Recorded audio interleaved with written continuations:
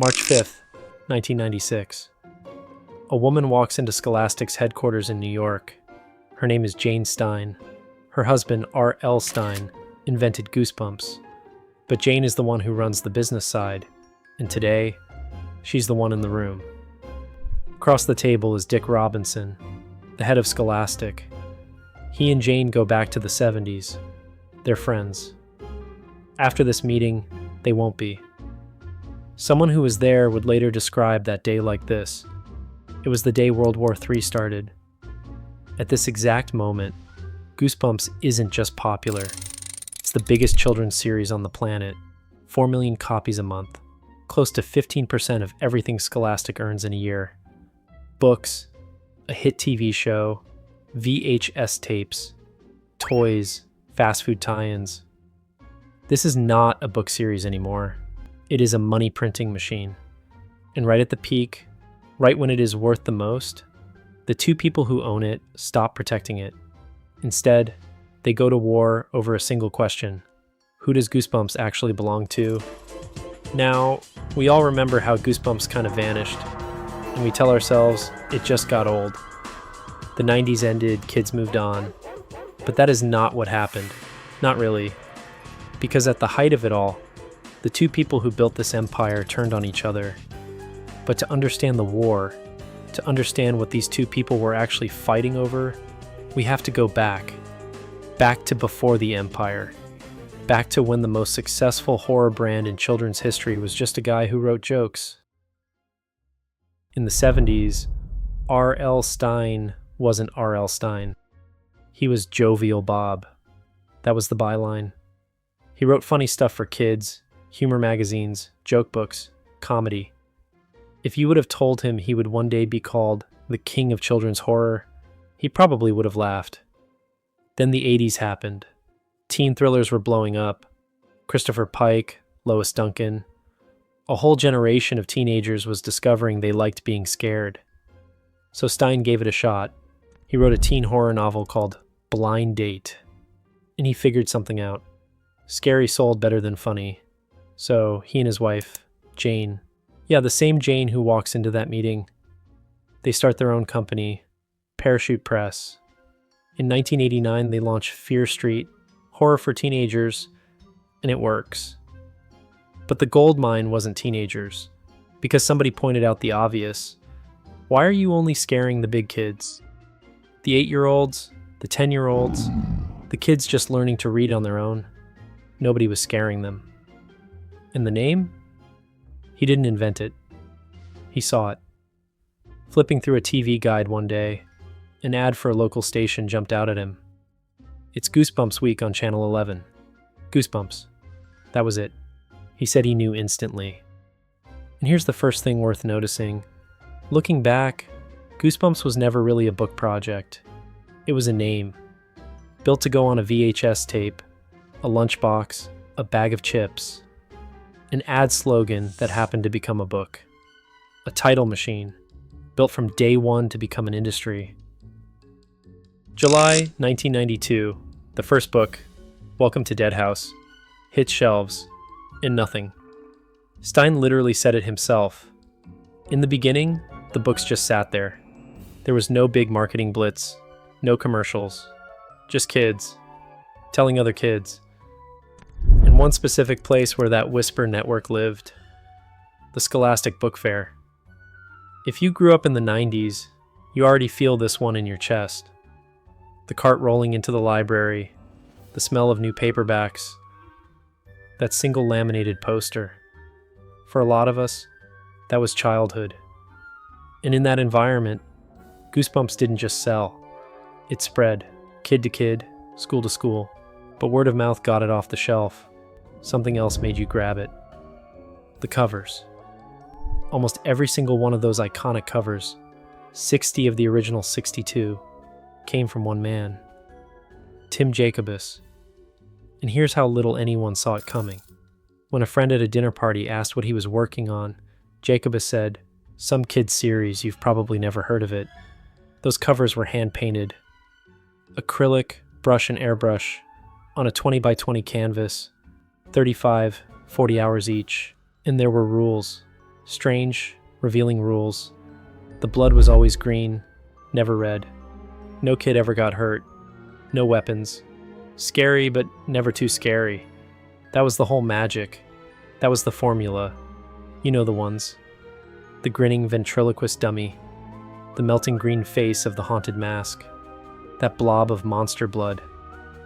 And if you look close, Jacob has hid a pair of Converse sneakers and dozens of them. The same red high tops he'd worn since he was a kid. And the fans know exactly who to thank. As one of them put it, they'd never have picked up a single one of those books if it weren't for those covers. Look at one today. You might not remember a word of the story. But the image? Instant. And once it caught, it didn't just grow, it metastasized. 1995. The Goosebumps TV show premieres on Fox. The first episode, The Haunted Mask, pulls in nearly 8 million households. Goosebumps just walked off the shelf and into the living room. Then the VHS tapes. 500,000 copies sold in a single week. 2.5 million by that summer. Then the toys, the fast food tie-ins. Goosebumps stopped being a story you read and became a thing you bought, over and over, in a dozen different forms. And the readers? They were hooked on something specific. The twists. The endings that didn't go the way they were supposed to. The ones that often didn't end happy at all. That little jolt of wait, what? On the last page. That's what kept you reaching for the next one. And there were even plans, early talks, for a movie. So let's just measure this for a second. By the mid-90s, Goosebumps wasn't a hit. In 1995 alone, it pulled in over $100 million. It made up close to 15% of everything Scholastic earned in a year. Think about that. One children's author, single-handedly moving the numbers of a publicly traded company. At his peak, R.L. Stine was outselling Stephen King, a guy writing scary stories for 10-year-olds, moving more books than the king of horror himself. There's a comment I keep coming back to. Somebody just wrote, "It was everywhere," until it wasn't. Because when something gets this big, this valuable, the two people who own it stop asking how much can we make, and start asking a much more dangerous question. Who does this actually belong to? March 5th, 1996. We're back in that room. Jane Stine and her partner, Joan Waracha, sit down across from Dick Robinson, the head of Scholastic. What Parachute wants is simple. They want more control over the licensing, over the empire of merchandise Goosebumps had become.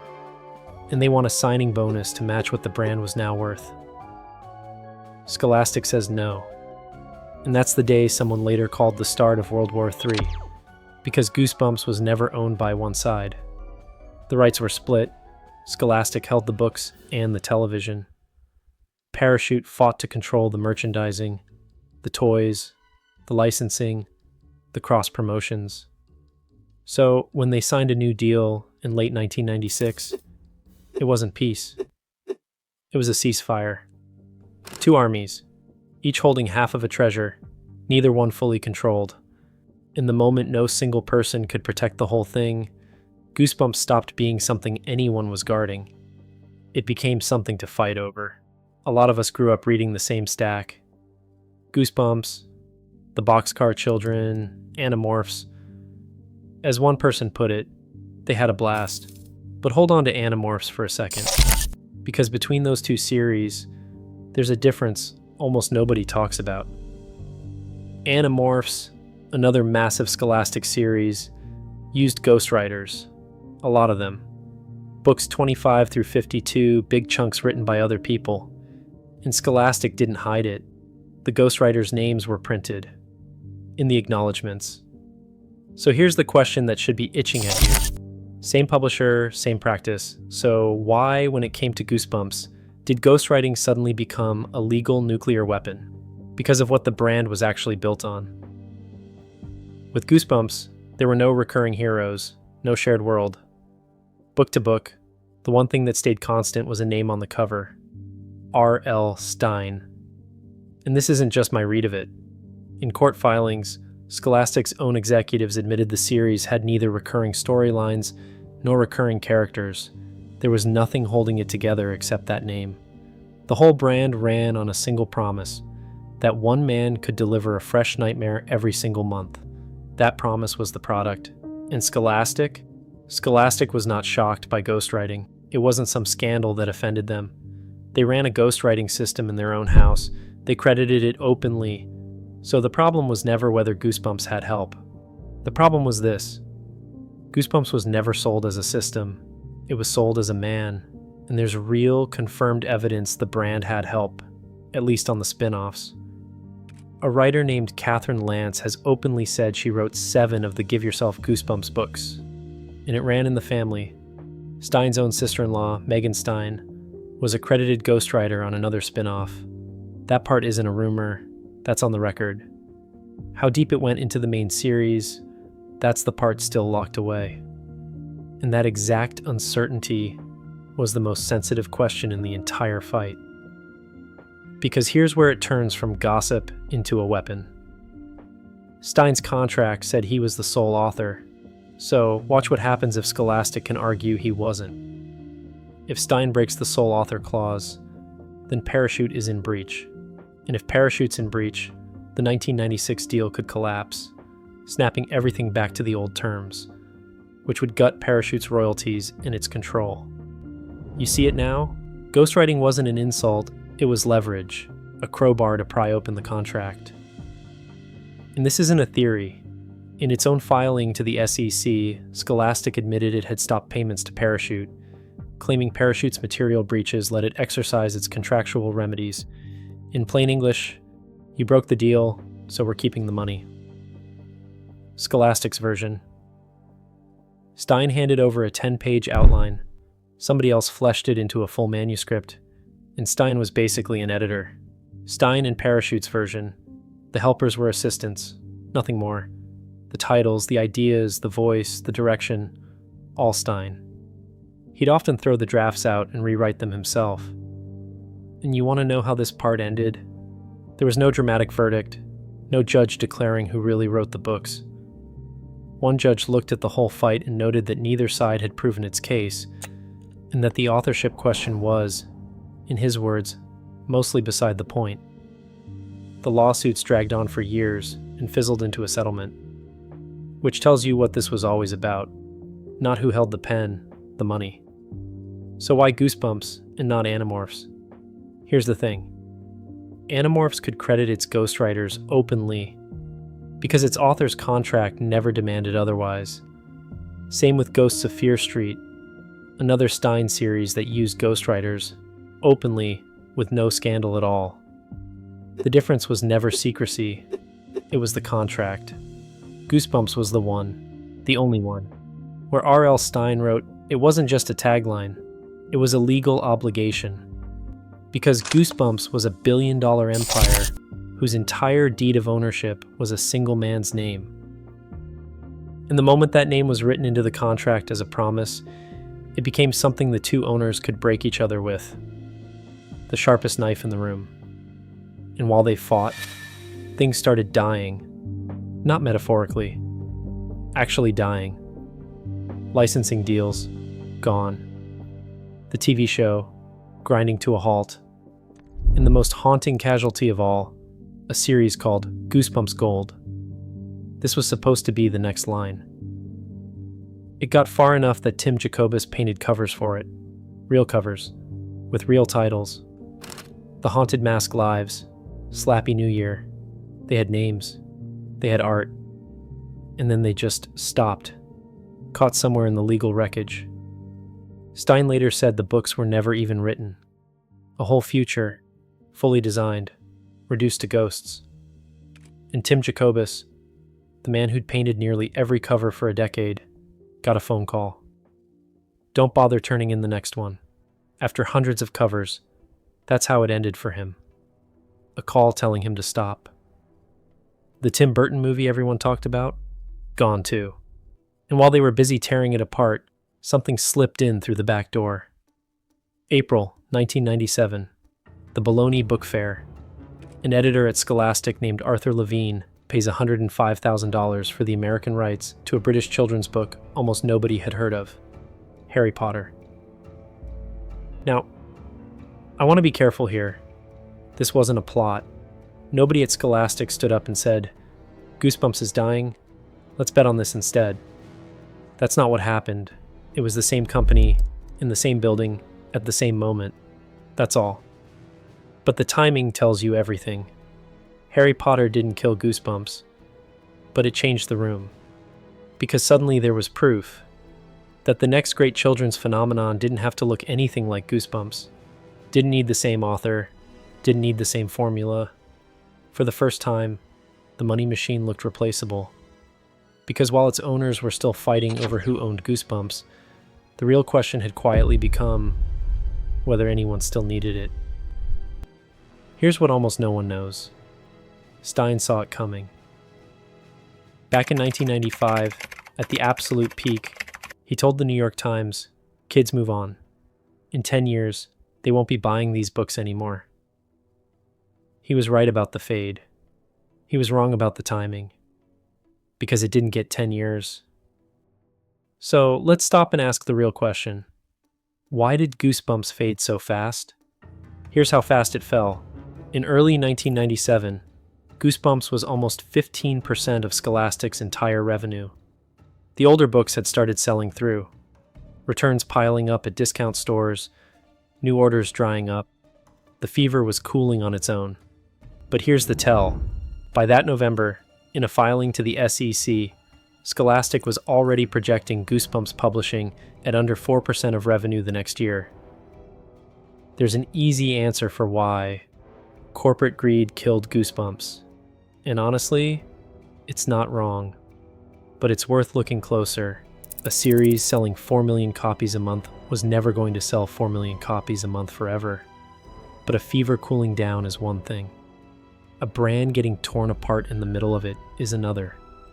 The lawsuits, the cracked author myth, the frozen deals, the dead projects like Goosebumps Gold, all of it hit at the exact moment the brand needed steady hands, not a war. The decline was always coming. The wreckage was self-inflicted. And some choices you don't get to take back. And all of this happened at the worst possible moment, because the ground itself was shifting. Kids were being pulled towards something bigger, deeper, more immersive, world-building fantasy, and Scholastic's own future was already moving there with them, so it was never one thing. It was a natural ebb, made far worse by a civil war, right as the whole landscape shifted underfoot. Now, here's the twist that should tell you everything. Goosebumps didn't stay dead. The two sides that went to war, years later, they made peace. Stein and Scholastic came back together. They relaunched the brand, Horrorland, in 2008, a Jack Black movie in 2015, a Disney Plus series in 2023. They got everything back, the author, the publisher, the rights, all in one place again. Finally. And it still never came close. None of it touched what Goosebumps was in the 90s. And that's the part that should land hardest, because it means the damage was never really about who owned what. Even with everything back together, the mania was gone. You can settle a lawsuit, you can sign a new deal, you can't unbreak a moment in time. And here's the irony that ties the whole thing together. Those books, the ones parents lined up to ban, the ones challenged in school libraries across the country for being too scary, too dark, too much. Those are the books a whole generation actually read.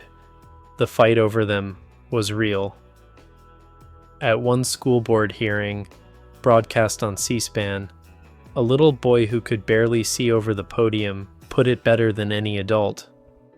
If somebody can't handle the Goosebumps books, they shouldn't read them. But don't wreck it for me, because those too scary books, for millions of kids, they were the very first books they ever finished on their own. Read the comments on any Goosebumps video, and you'll find the same sentence over and over. This is the series that got me reading. Stein says it himself. The thing he's proudest of isn't the money. It's the grown adults who walk up to him and say, "If it weren't for your books, I wouldn't be a librarian today." And maybe that's the part we miss. Goosebumps wasn't built to pour darkness into kids. Stein grew up on Tales from the Crypt. His whole rule was that horror should be fun, scary, but never too real. My big rule for writing middle grade horror is that they have to know it's a fantasy. The reader has to know this couldn't happen. Couldn't really happen. It's all just a story. He took adult horror, the suspense, the dread, the nasty little twist, and shrank it down to a size a 10-year-old could walk into and walk back out of safely. The kids of the 90s loved to be scared, and back then, we had no idea. No idea that the real horror stories were the ones waiting for us in adulthood. That the monsters in those books would turn out to be the easiest ones we'd ever face. Goosebumps wasn't beaten by the world. The world moved on, but for anyone who grew up with it, it never really left. You can still feel it. That cover in your hands, the flashlight under the covers, the last page you weren't quite ready for. That feeling outlived the lawsuits, the deals, all of it. And that, not the sales, not the fights, is what Goosebumps actually was. What was the first Goosebumps that got you? Let me know below. And if you want more stories like this, the ones about how the things we grew up with actually rose and fell, stick around. There's plenty more where this came from.